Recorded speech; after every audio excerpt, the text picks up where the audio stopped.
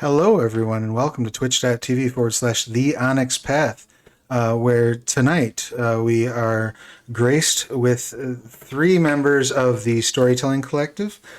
Storytelling Collective is an amazing group that's been working now for a good couple of years. Ashley, I'm sure you'll be able to tell me the exact date that you started.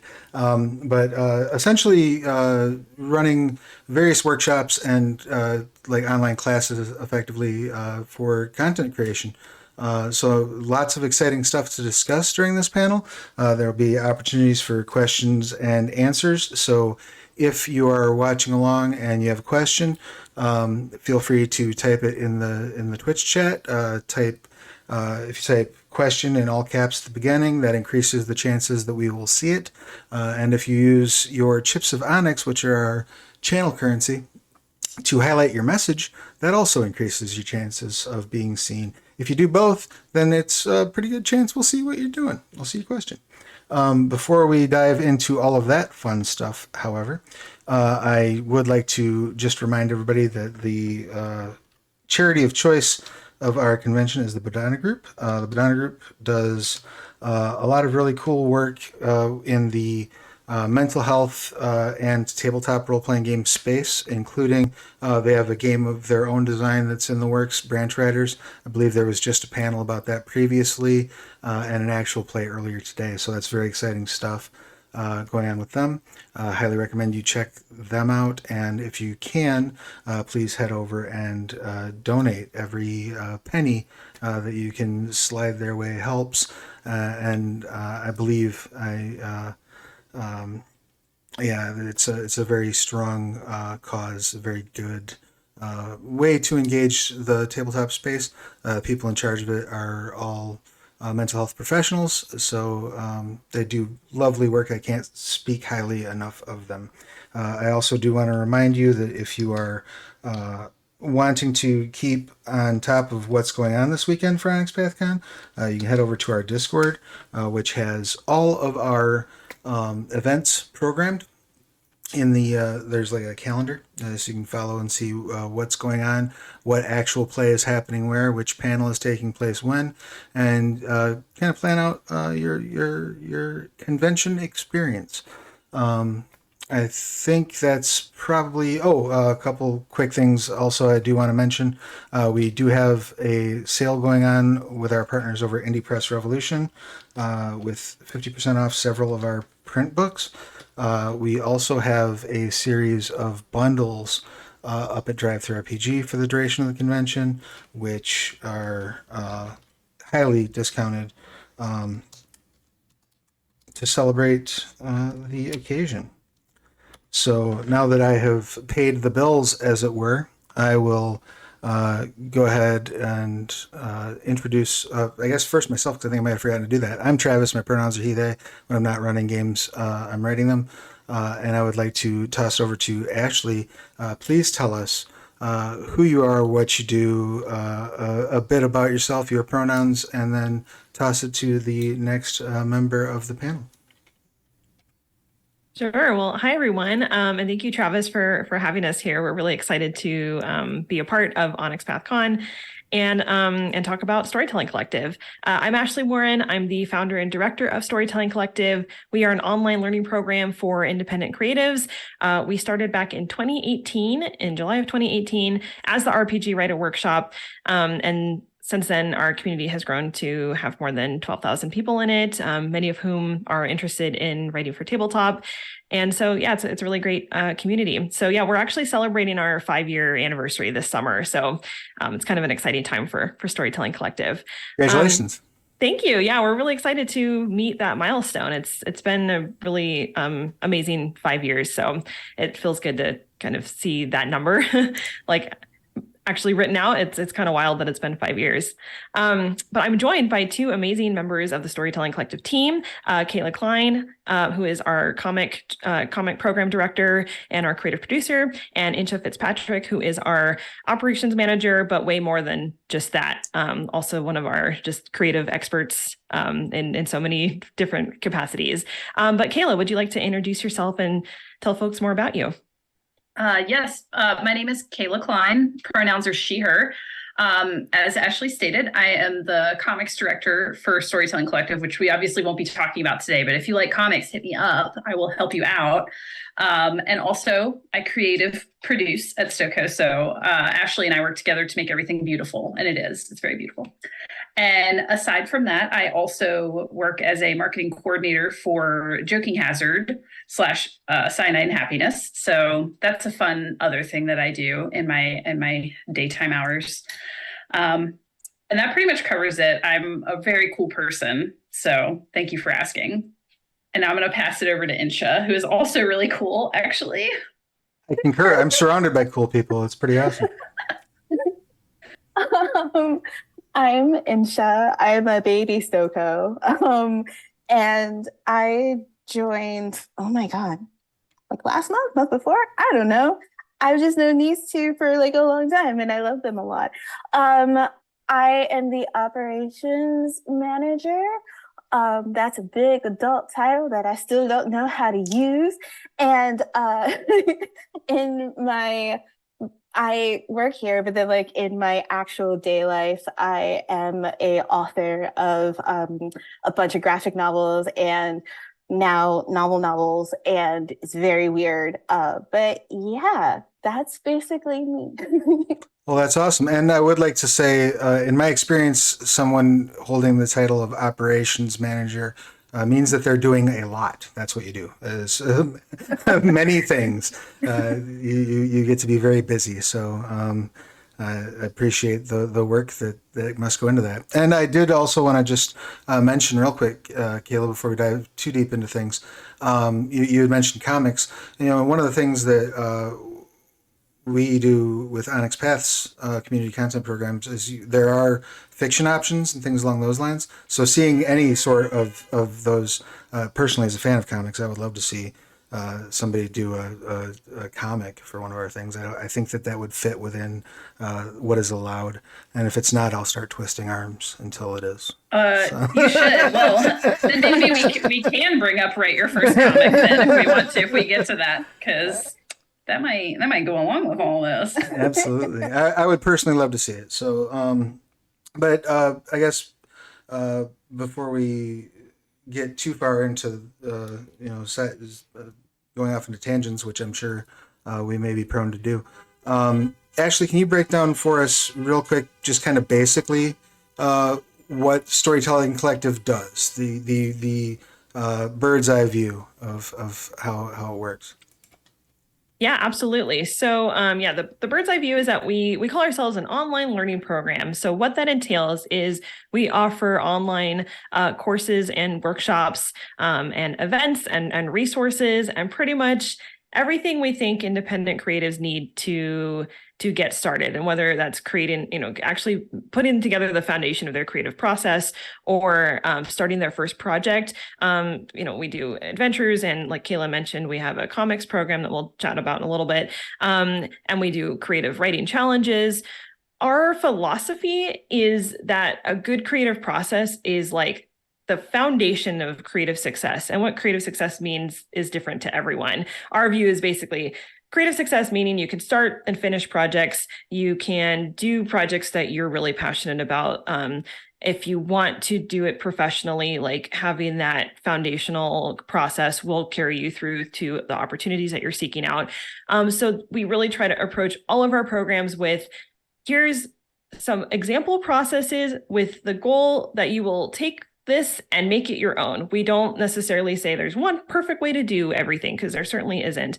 And then we're also big believers in just project-based learning. So we try to always give our writers an opportunity to actually create something and build their portfolio so that you're learning while you're doing and making, because that's another great part of building your creative process, is actually trying to make things. And then we also have an awesome community that I really consider to be a core to our program. Like I mentioned, we have more than 12,000 people in the Storytelling Collective community that's growing all the time. And these are creatives from all over the world, from all backgrounds and walks of life.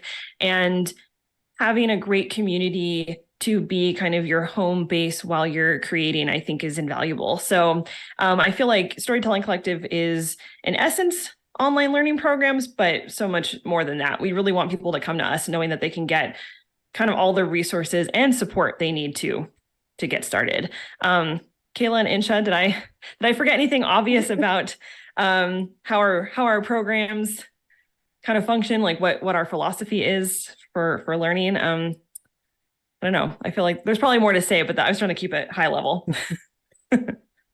No, I mean, I feel like that covers the basis. Like Ashley emphasized, we focus a lot on process because I think anyone can take a course and be told how to do something, but these courses don't always teach you how to really go through the process of doing it. Mm-hmm. And that's very different. Like figuring out your own process is a big focus for us, and like how you can get to the finish line successfully and make sure that you have a product at the end. So that's a very, very big deal. And it's been proven. Like we've had many, many success stories from our programs because of that. Yeah, because what we were seeing, and especially when I first started the RPG Writer Workshop back in July 2018, although there's not a lot of learning resources available for people who want to learn how to write for tabletop, but I felt like a lot of them were skipping a lot of the basics and going kind of straight to advanced, game theory and narrative design, which is important. Like if you want to be a professional game designer or narrative designer, having an understanding of the actual, game theory and ludology and all that important stuff is really important. However, if you're just starting out, that skips a lot of the basics of like, how do you actually do your first project? And I always kind of compare it to like when I was learning how to knit and I like was asking for guidance on this like forum and someone's like, well, you just do it. Just dive in and get started. I'm like, I understand that. I have the desire to do that, but there's different types of casting on, with your yarn and your needle. And I don't really know how to do that. So like, what's the casting on? Like, what are different approaches that I can take? What's literally the step to make my first row? So I always try to kind of apply that to writing, because I think for writers and artists and creatives, a lot of people have well-intended advice where they're like, just dive in, just do it. But sometimes that's too broad for people.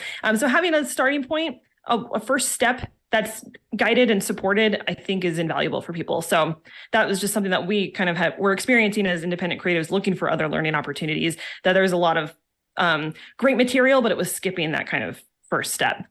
So yeah, I feel like that's also what makes us different, and something that we really try to focus on and make really an important and fun part of creativity. Like figuring out your process is really exciting and can be a lot of fun if you let it be fun.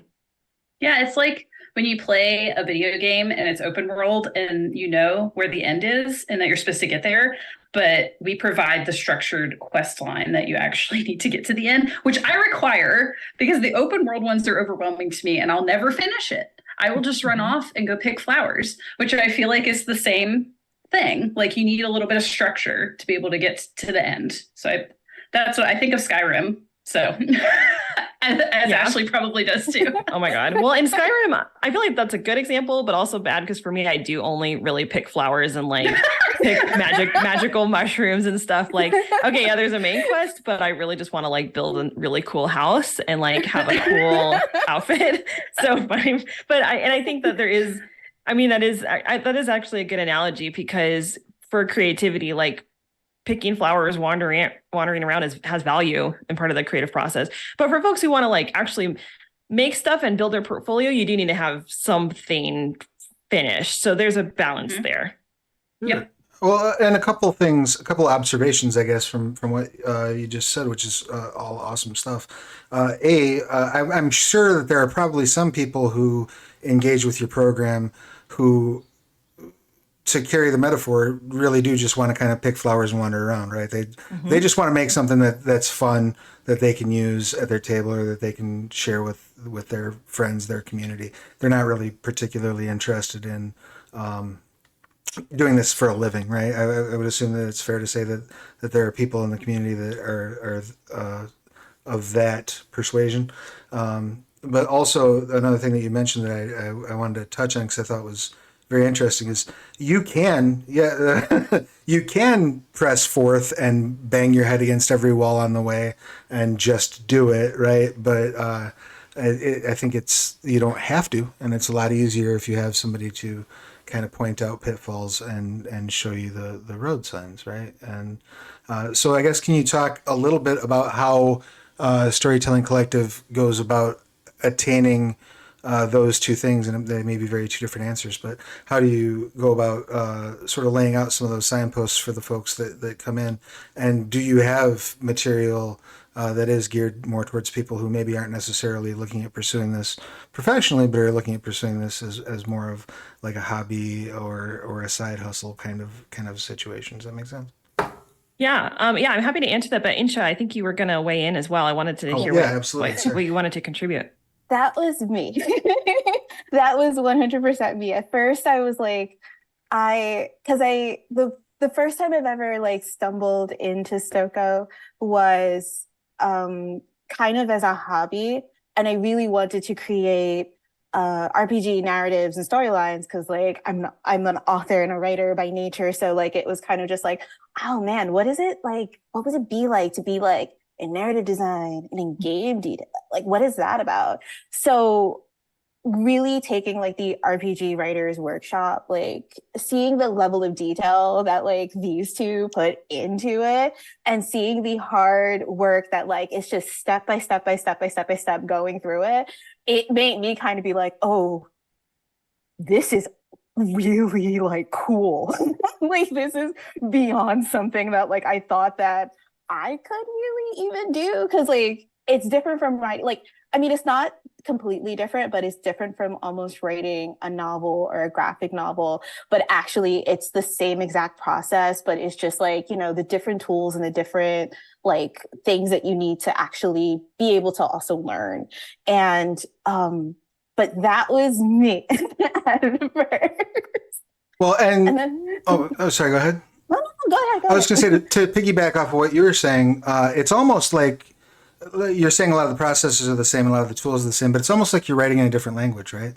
Like when you're between a novel and a role playing game. So, just for clarification, when you first engaged with RPG Writers Workshop, you had previously just been doing like prose novel type writing. And so, what led you to check out going the other direction and investigate the Storytelling Collective, or what was at the time the RPG Writers Workshop?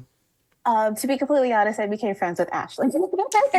And then I was like, oh, like she's really cool. And I really just wanted to learn more about RPG, because I've been playing games like almost all my life. But then I was like, I want to learn like everything behind it. Like, how do you create one? How do you market one? How do you like lay out a solo adventure and lay out adventures in general? And it was so like interesting to become friends with these two and then become a part of a group that was kind of just like, we want to help you on your quest in order to learn everything that you possibly can about RPGs. And but then it just became like, it was 100% like learning a new alien language that like you couldn't really pick up at first, and then you were just like,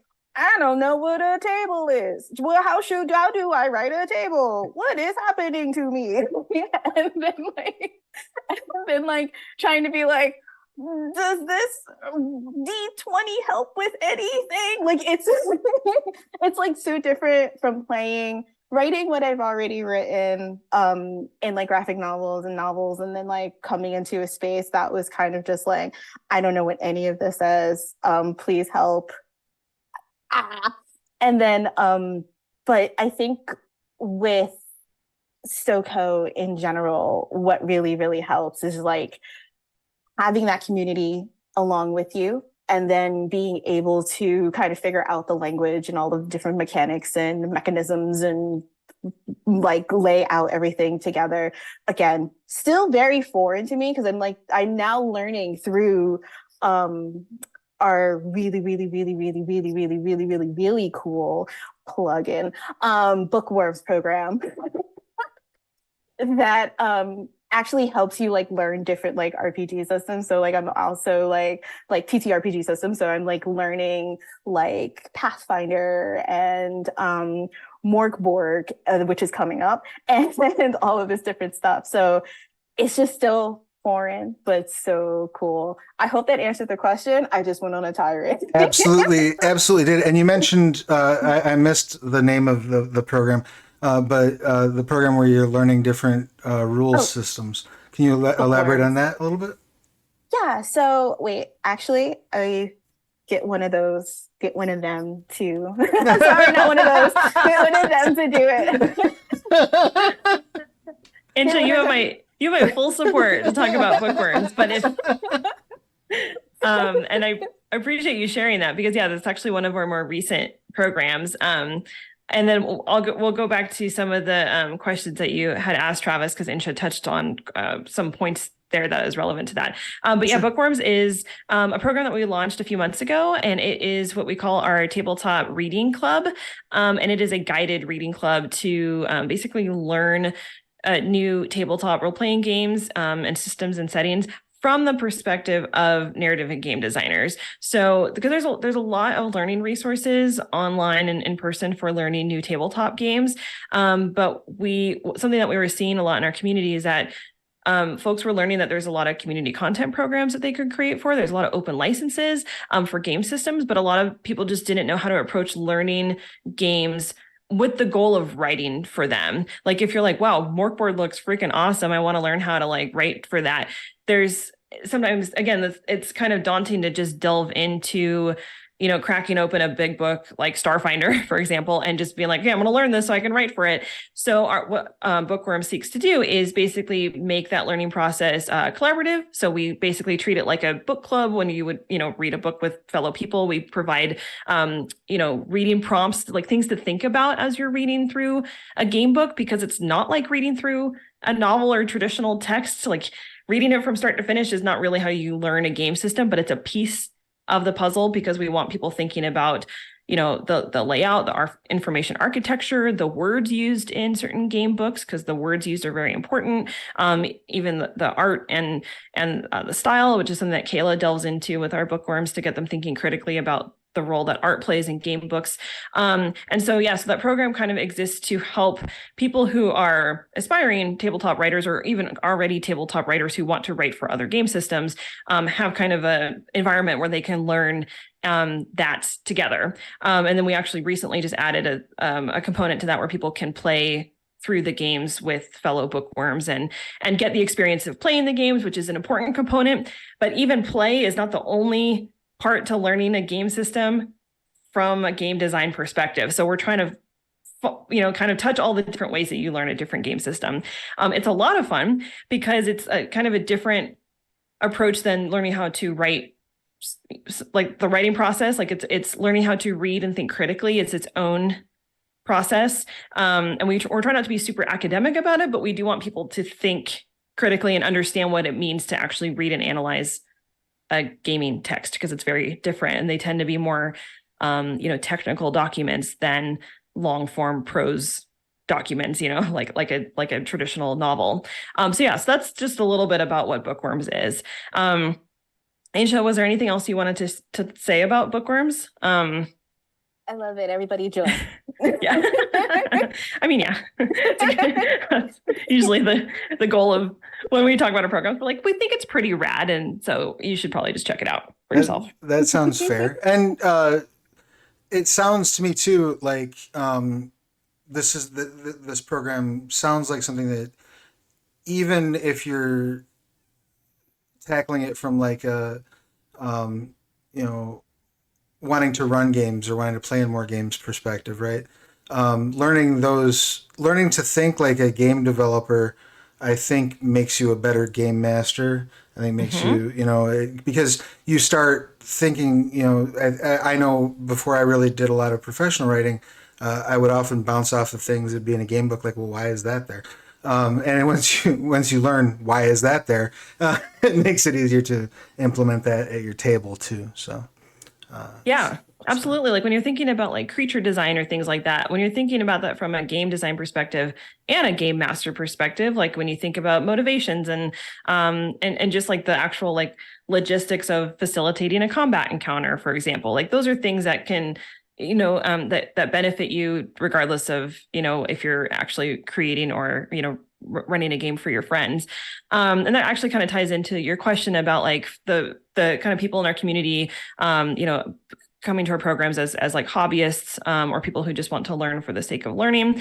And I would say that's definitely a not insignificant part of our community are folks who are hobbyists, especially because a lot of people know that there are platforms like Dungeon Masters Guild and Drive Through RPG where they can write and publish their own tabletop adventures. And so a lot of folks do kind of treat it as, like a side hustle or even just like something that they're doing for fun. Because if you're really passionate about tabletop games, publishing your own work in that space is really, exciting and fun. And then I would say like a big portion are folks who do want to do it professionally, but I feel like there's a lot of crossover there. Like some people do it professionally, but do it, and they maintain a day job and then they publish tabletop work on the side. Like, I think that's probably most folks. That was me until very recently when I was fortunate enough to finally run Storytelling Collective full time.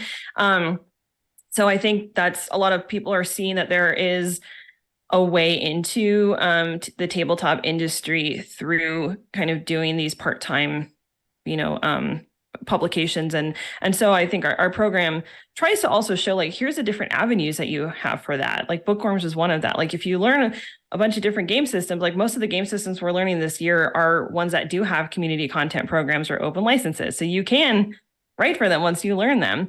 And just, as a plug, we're doing some Onyx Path books later this year. So if you're interested in learning how to write for Onyx Path games, like stay tuned. I know I'm allowed to plug that, even though we're still there's so many games and books to read, which is great. Honestly, we could do a whole year of just Onyx Path books. Maybe we'll do that in the future. We do publish a book or two. There are a couple things that have come out. Well, and I guess how do you come to the conclusion about like what books you're going to focus on for like a time frame? Is it like you have like specific sort of cordoned off courses for each, like this is our Starfinder course, this is our Trinity Continuum course? Is that kind of how it functions, or is it some other method by which you determine what your focus is going to be? As of now, so there is a lot of overlap between Bookworms and our Write Your First Adventure course, in the sense that they're both what we have them kind of structured on a month-long timeline. So for Bookworms, every month we announce like the book that we're going to be reading for that month, and we have like live calls, like discussion calls. We bring in like an expert guest facilitator to answer questions about that game system. We do play sessions.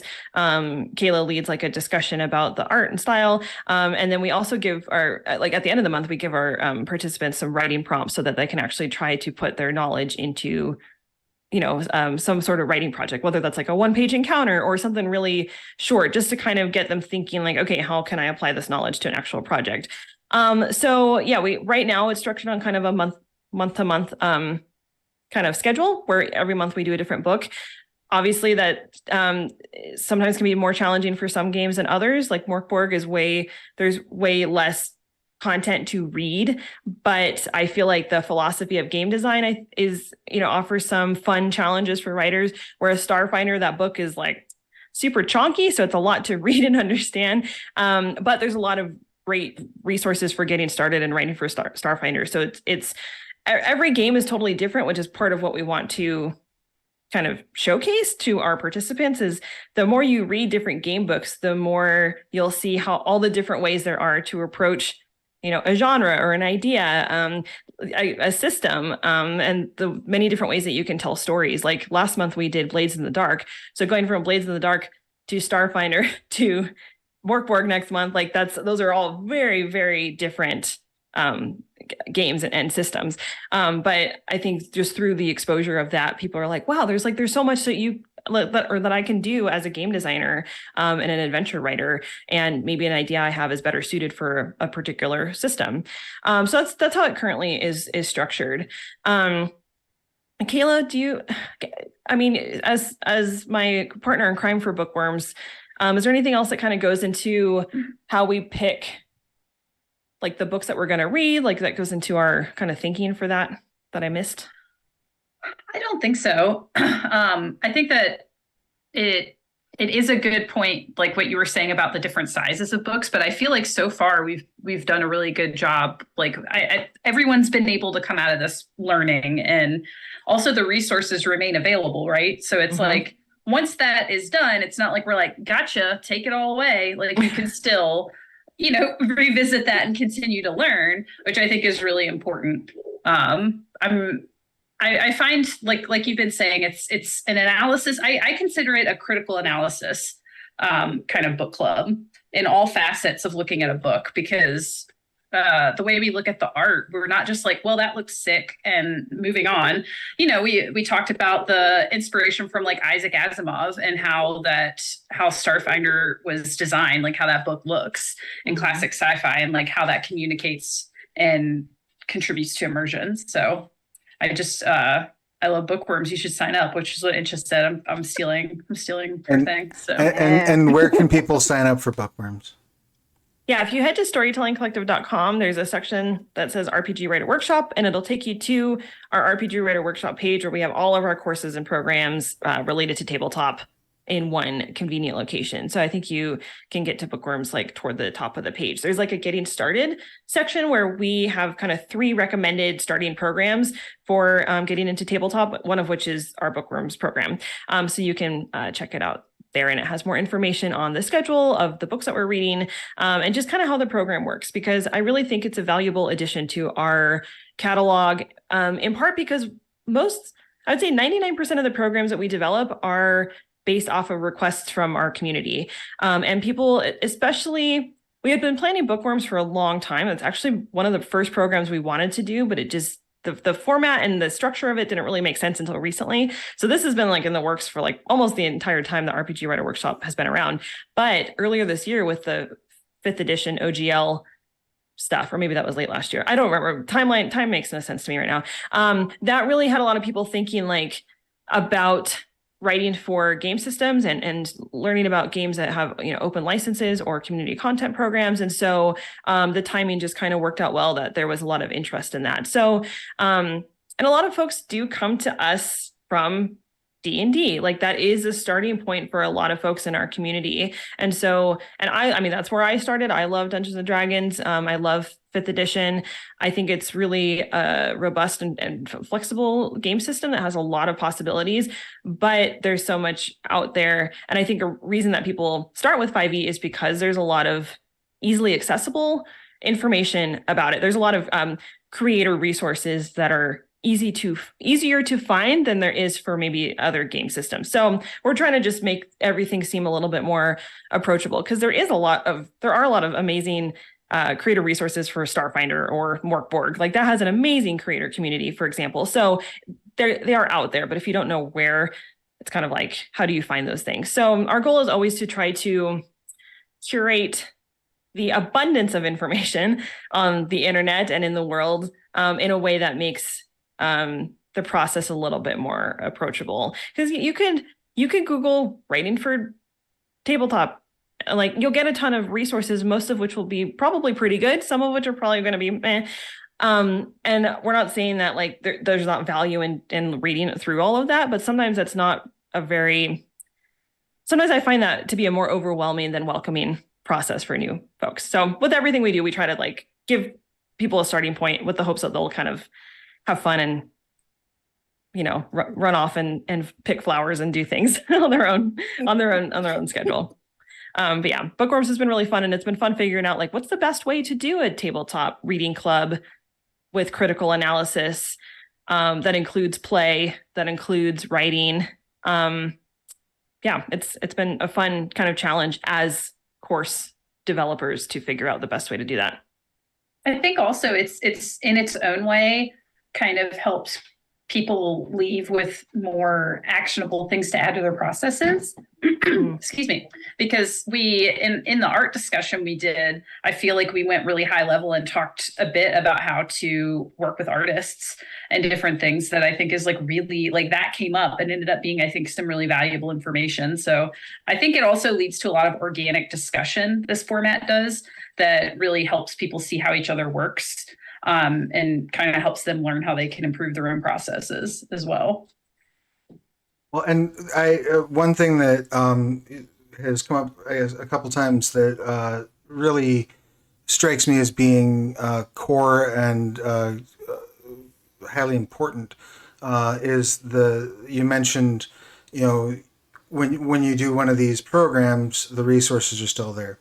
You have this community you've been building over the course of the last 5 years, and you have the community members there.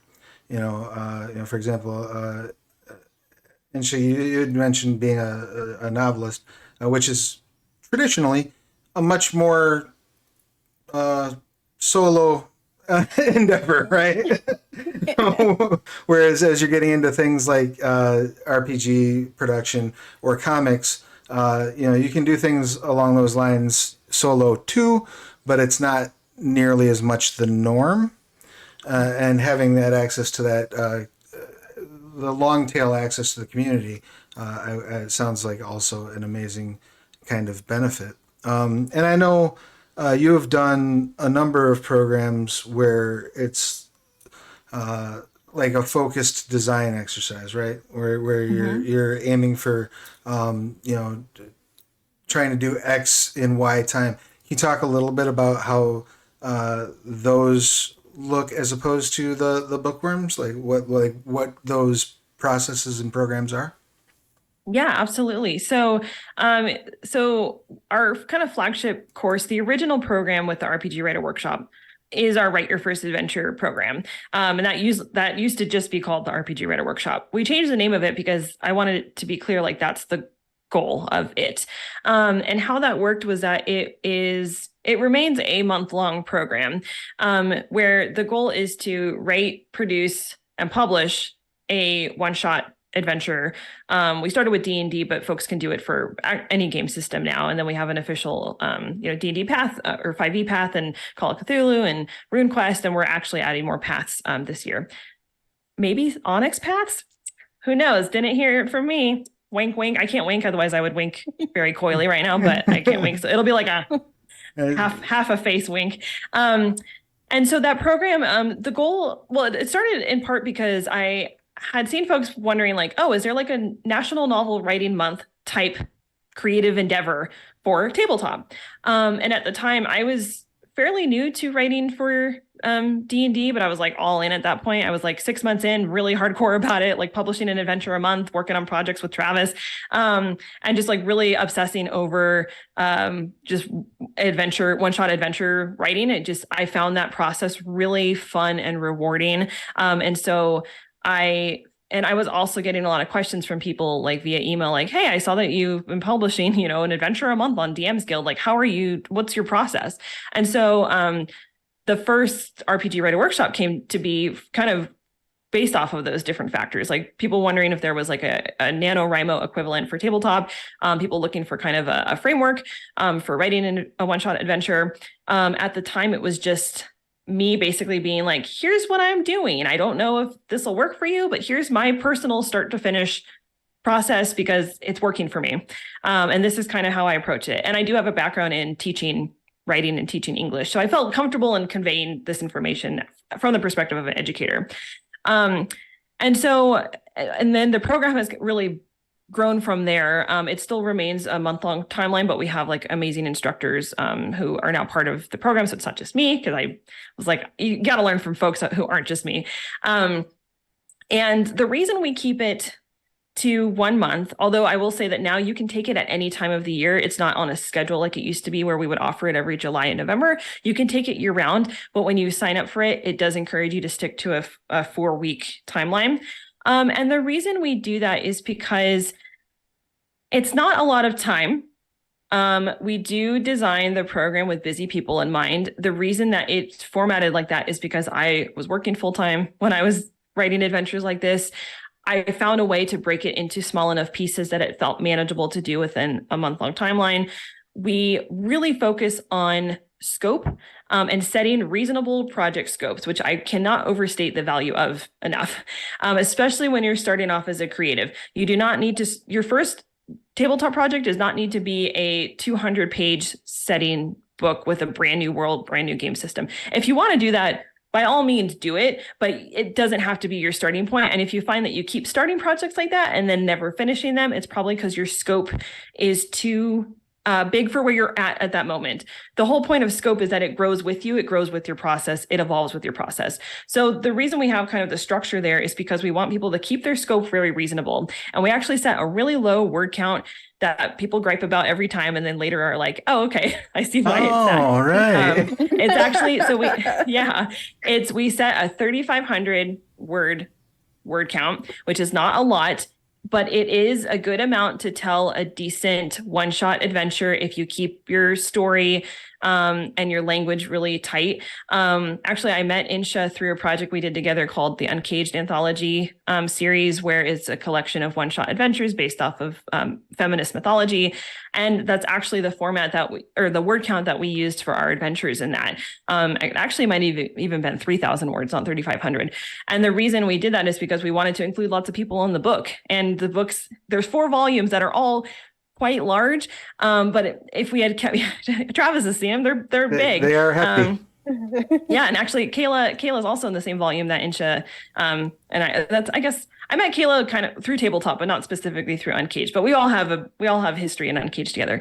But I bring that up because that's the format that we used in that book was keeping our adventures to 3,000 words, because that doesn't entail just writing. The month is not just about writing. It's writing and layout and editing and figuring out how to play test. And yeah, a month is not a long time to do play testing either. So we try to give people like some starter play testing suggestions, even how to self play test, just to kind of like stress test mechanics or stat blocks or things like that. We want you to keep it really small and reasonable, with the goal that once you have your finished adventure, you go on to do a bigger and better project because you've finished something.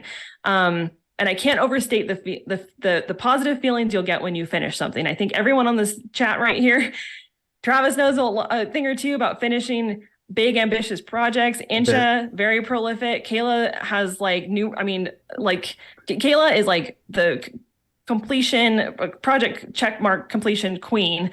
So like here, we're really passionate about getting people to actually finish projects, because it's how you build your craft. It's how you build your skill set. It's how you get all those amazing ideas out of your head, because it's not just one idea that you're sitting on for like years and years and years and years.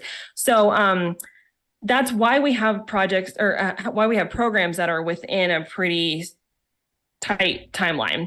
And then we also do creative challenges that work similarly, where they're like month-long creative challenges where we encourage people to do like we have a flash fiction challenge where you write like a really short piece of flash fiction every day for a month. It's not something that we think people should do indefinitely. Like maybe don't write a piece of flash fiction every single day ever for your whole life. Yeah, because like we're not advocates of doing something every single day. But part of it's like building consistent and positive habits. And actually, Insha and Kayla, I'm curious, like as professional artists and writers, for your kind of day-to-day life, do you personally write every day, or do you do art every day, or what's kind of your daily like goal for like remaining consistent and creative? I'll let Kayla go first because I was about to be like, oh, I'll let Insha go first.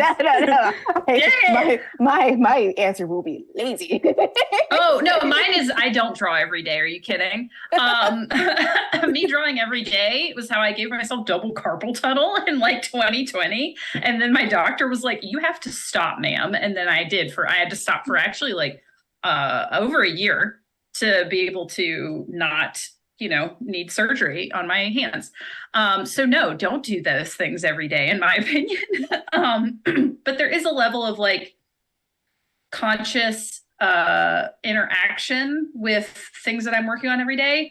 It's not always art, but maybe I'm working, say, on a teenage slasher story, and I decide that I'm going to spend the week watching movies that are in that realm, or all my books become that. So like every day I'm kind of feeding myself some kind of media or interacting, and maybe I'm taking some notes and figuring out what I'm going to do next for the week and kind of touching base on it, but not doing art every day. Because for me, it's art, not writing. I like to write, but I'm the art person. I was like trying to dab. I don't know. But then that leads to, I feel like more effective productivity, more effective art when I do sit down to do that. But I do make a conscious choice to not work myself to death, because I think rest and taking in media are all part of a good productive process. That's my opinion. I'm almost the same way. Like I do the same thing that like Kayla does, and we talk about it too, where it's just like I'm gonna sit here and just like not do anything for like maybe like a day or two or three or four or a week or a month, I don't know. And just like kind of intake like media that's like attached to my project, so like I know that I don't forget about it, and I know that like it's still in my brain and I still love it, and it's just this like it's constantly coming about in some way. But I do not write every day, because I will give myself a mentee B very, very quickly if I had to just sit at a computer every day. That's not going to happen. Even in between projects, I'll literally take a month off and then just sit with myself, because the material would be so dense and so much.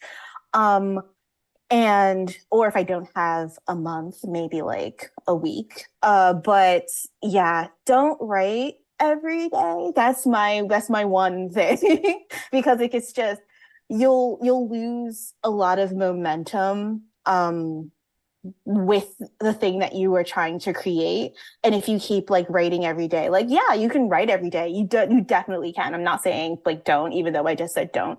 But it's like but it's just like you'll fall out of love with this thing that you fell in love with. And that's not something that you want to do. And I realized that a lot with like TTRPGs, where it's like the first time I was like going into the Write Your Own Adventure, like I was just like, I'm going to study, I'm going to do all this stuff, I'm going to be so fucking great. And then all of a sudden I'm just like, I'm tired. This turned out to be some work. Yeah. But it's like, once you like get towards like the goal, it's very, very good. But those like steady breaks, those intaking of media, like we all do, it very much helps just with like your mind, just in general, your physical body, which you have to take care of, and like your creative process, which is something that if you want to do this for like the long haul and long run, like you need to just like woosah every now and then. Absolutely. Well, and at least in my experience, I love that you had both mentioned, taking that time away, because like I do the best writing I've ever done was done either in a shower or while I was mowing the lawn. You don't do your best writing sitting at the computer. You transcribe the things that have been baking in your brain throughout the process. And just a couple things. We had about 10, 12 minutes left. So if you've got questions in the chat, did notice a couple new people hop on. Please just type question in all caps so that we know that, so we see it, and we'll try to get to those.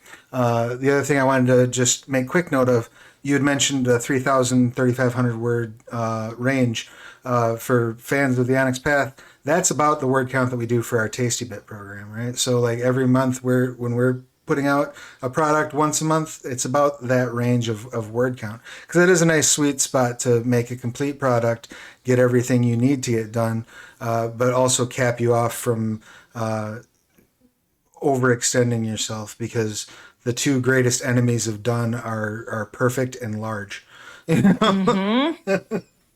Yes, that is. We say done is better than perfect constantly at Storytelling Collective. We also say good enough, but we spell enough ENUF, like purposely misspelled, because the goal there is like finish something, put it out, then do your next thing. Not because we want people to be like on this track of like constantly churning out content. I think that is something that a lot of creatives are dealing with these days, with just the speed of how things work on the internet, and being just an independent creative who has to make ends meet and stuff.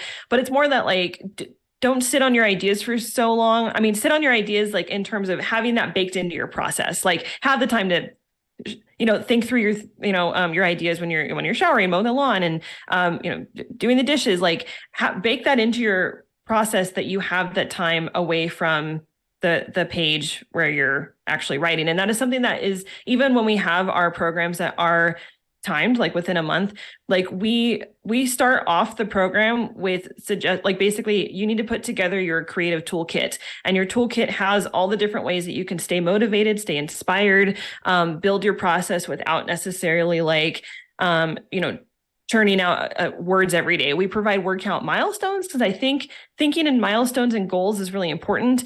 But sometimes if you're on this like train of thought where, okay, I'm going to write 1,000 words every day, and you don't do that, then you feel shitty. You feel like guilty that you've let yourself down because you had this like kind of unreasonable goal expectation for yourself. So, and that's also, I really feel like guilt is a huge deterrent to creativity. Like all those kinds of negative thoughts, are not helpful for keeping your momentum going. So even though we have like our creative challenges where it's mostly for fun to write like flash fiction every day, or write a short poem every day, and we did like a fanfic challenge and stuff last year. Like, those are short periods of time where you're building a habit and experimenting. Like we say like our flash fiction challenge is like literary doodling. Like, we want you to think of like practicing writing the way like artists doodle. Like, can you just like sketch out a short story idea and just like practice? And so sometimes like giving yourself some parameters, like, okay, maybe every day for the next few weeks, I am going to try writing something really short just to see how it goes. But you don't have to do it indefinitely. It's not key to being a writer. And I will say, like, that's another thing that forms the philosophy of our programs, to kind of go back to, a question you had earlier, Travis, like finding the middle ground between, giving people freedom to create and the encouragement to create and pick flowers, but also the structure and the guidelines, is that a lot of productivity advice is given from people who don't who don't have challenges that most average people have. Like, I'm a fairly new mom. I'm the mom of a toddler. When I read some like white childless dude's advice on like how to be productive, like rise and grind, hustle culture, I'm like, okay, that doesn't apply to me. It's not helpful for me. So I can't use that guidance because it's not realistic. I also don't have like millions of dollars where I could just like have this like open schedule where every day I only do something like totally creative. So we found that just a lot of advice on the creative process was not helpful for people who are caretakers, not helpful for people who are neurodivergent. It's not helpful for like 99.9% of the population. And so that's a really important factor in our programs, is how we can help people make a toolkit that is unique to them and their needs. It's like the creative equivalent of, well, just don't order Starbucks. Oh, right. Yeah. Just don't get your avocado toast and you'll be like, I was going to say, don't come for my avocado toast, not my bagels. One thing I do want to make mention of real quick, Alon in the chat had just mentioned that he had done the adventure writing course last year and had a lot of fun. And I have been a huge fan of his work. He's done a lot of stuff for the story she involved for Scarred Lands. We've had the opportunity to work together a couple times. So there's benefit for this. I would say there's benefit for this program, whether you're doing community content, whether you're industry vet with 20, 30 years behind you. There are things that you can benefit from. You definitely don't want to stop learning, stop stretching those sort of preconceptions, and exposing yourself. You want to expose yourself to as many avenues of growth as you can. And I think that I think it's really cool that what you all do provides that opportunity. We're creeping up on the last 5 minutes. So are there any final thoughts or areas we haven't discussed, things that you want to focus on with that remaining time? I just want to share a few things that I think folks will be interested in, because this summer here in the US, but because our community is global, we're just calling it Season of Adventure rather than Summer of Adventure. But it is the Season of Adventure at the RPG Writer Workshop at Storytelling Collective. And what that means is just from June to August, we're just celebrating tabletop creation. And it also happens to be our 5-year anniversary from the start of the RPG Writer Workshop. So we have a lot of fun things going on right now. So you can pop into our Discord server. If you look up RPG Writer Workshop, I think you will find it. There's also a link on our homepage. And we have a ton of amazing programs. I mentioned that our flagship course, Write Your First Adventure, is now available to take at any time. It used to be on a schedule twice a year, but you can take it at any time, which is really fun because you can still have the framework and the parameters, but you can do it on your own schedule. So if you couldn't take it in July or November, now it's available to do whenever works for you. And you still get all of the good community support and other things with that. We also launched a mentorship program called Adventure Writers Academy. So if you are someone who wants to do this or aspire to do it professionally and are taking it fairly seriously, that would be a great program for you. And basically what you get is you get a lot of our amazing tabletop programs like Bookworms and Write Your First Adventure, but you also get mentorship from yours truly, and also some amazing guest mentors that we are inviting to do guest talks, including maybe the folks that you're seeing on this call here. And there's also just a great little community there, but that's basically like if you have some specific goals and you need some ongoing support and you need folks to kind of not necessarily hold your hand, although we'll gladly hold your hand, but basically just like be your cheerleader and your guides. Like that's what we're here for. And that's a really great kind of way to treat tabletop creation seriously, especially if it's something that you are looking to do on a professional level. Aysha and Kayla talked about Bookworms. I think those are kind of, and then we have an amazing series called Dungeon Design Essentials, which is if you do want to learn about game theory, I can't speak highly enough of this program. It's developed by one of our instructors named Sursa Victory, who is a very prolific tabletop designer.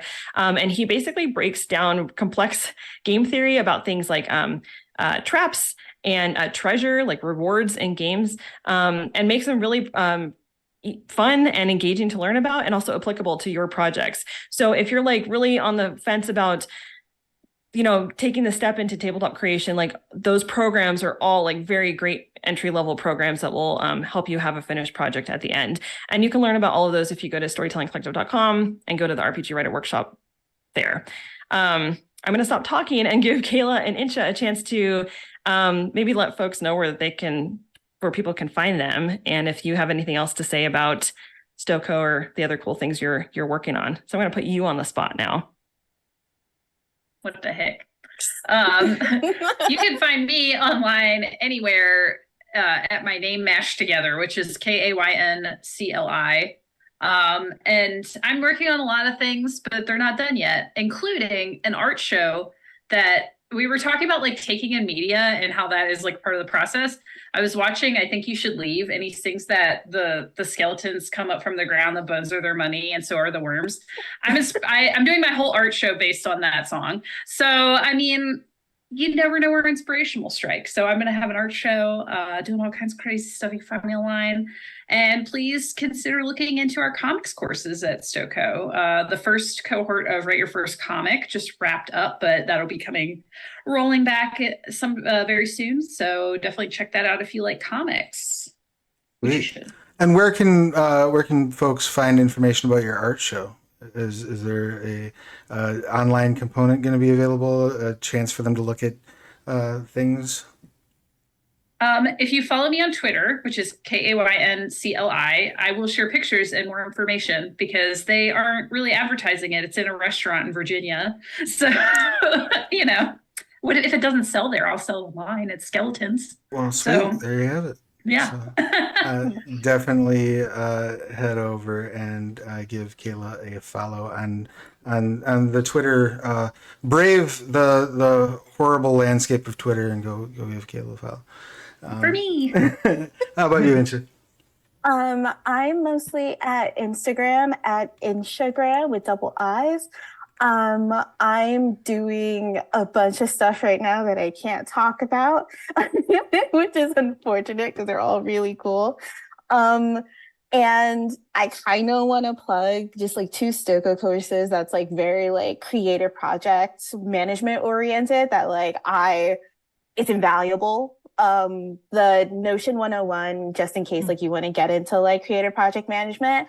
And like if you really want to develop like a creative process that like you could take into like all of your life, like the identifying creative heartbeat, like yo, like do it, join bookworms, join the Write Your First Adventure.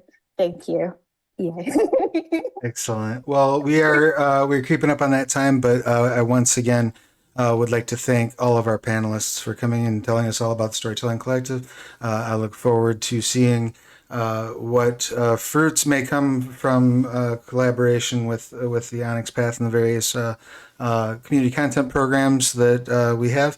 If you're interested in Onyx Path specific community content, hang out. We'll be back here in about a half hour or so with a panel specifically focusing on that. And in the interim, just, I guess, take care of yourselves and each other, wash your hands, wear masks, all that fun stuff. And we will see you again real soon. Thank you so much for being here.